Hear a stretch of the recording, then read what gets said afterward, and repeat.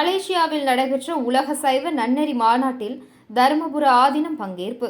தமிழ் மற்றும் ஆன்மீக பணிகளில் சேவை புரிந்தவர்களுக்கு விருதுகள் வழங்கி அருளாசி.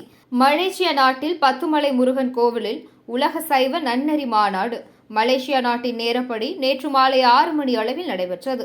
இந்த மாநாட்டை மயிலாடுதுறை மாவட்டத்தில் உள்ள பழமை வாய்ந்த சைவ ஆதீனமான தருமபுரம் ஆதீனத்தின் 27வது குரு மகா சன்னிதானம் ஸ்ரீ மாசிலாமணி தேசிக ஞான சம்பந்த பரமாச்சாரிய சுவாமிகள் தொடங்கி வைத்து அந்நாட்டில் மக்கள் பணியில் ஈடுபட்டுள்ள மலேசிய இந்திய காங்கிரஸ் கட்சியின் துணைத் தலைவர் டத்தோ சரவணன் எம்பிக்கு மக்கள் சேவைக்கான விருதினையும் மேலும் பலருக்கு ஆன்மீகம் மற்றும் இலக்கிய பணிகளை பாராட்டி விருதுகளை வழங்கினர்.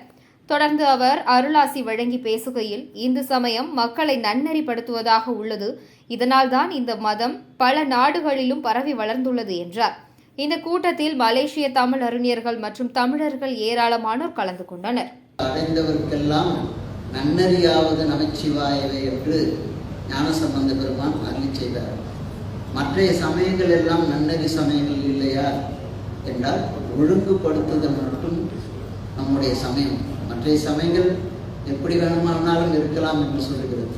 ஆனால் நாம் எப்படி இருந்தாலும் சிவத்தோடு சம்பந்தமாவது என்பதனால் நம்முடைய சமயம் உலகளாக இருக்கிறது. ஏனென்றால் நாம் ஒரு சிறிய குறுகிய எண்ணத்திலே நாம் பார்ப்பதில்லை.